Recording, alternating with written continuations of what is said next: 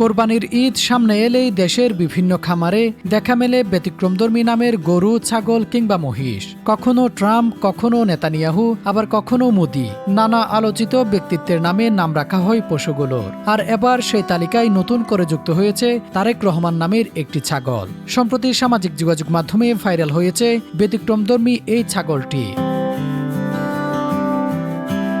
খামারির ভাষ্য অনুযায়ী ছাগলটি খুব শান্ত স্বভাবের, কাউকে আক্রমণ করে না, অন্য পশুর সাথে সহজেই মিশে যায়। আর এই শান্ত ও নিরহ স্বভাবের কারণেই ভালোবেসে তার নাম রাখা হয়েছে তারেক রহমান। খামারের মালিক জানান, আমরা আসলে মজার ছলে নামটা রাখছি। ছাগলটা খুব শান্ত, একদম ঝামেলা করে না, একদম চুপচাপ করে থাকে।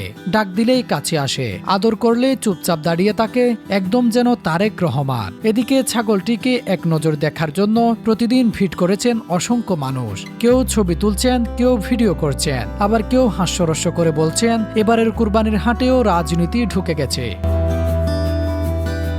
তবে অনেকেই বলছেন ঈদের সময় এমন ব্যতিক্রমী নাম রাখা এখন এক ধরনের ট্রেন্ডে পরিণত হয়েছে। এতে মানুষের আগ্রহ বাড়ছে, খামারও পরিচিত পাচ্ছে। সামাজিক যোগাযোগ মাধ্যমে কেউ এটিকে মজার ঘটনা হিসেবে দেখছেন, আবার কেউ কেউ বলছেন রাজনৈতিক ব্যক্তিত্বদের নাম ব্যবহার না করাই ভালো। তবে সবকিছুর মাঝেও ছাগলটি এখন এলাকা জুড়ে বেশ আলোচনার কেন্দ্রবিন্দু হয়ে উঠেছে।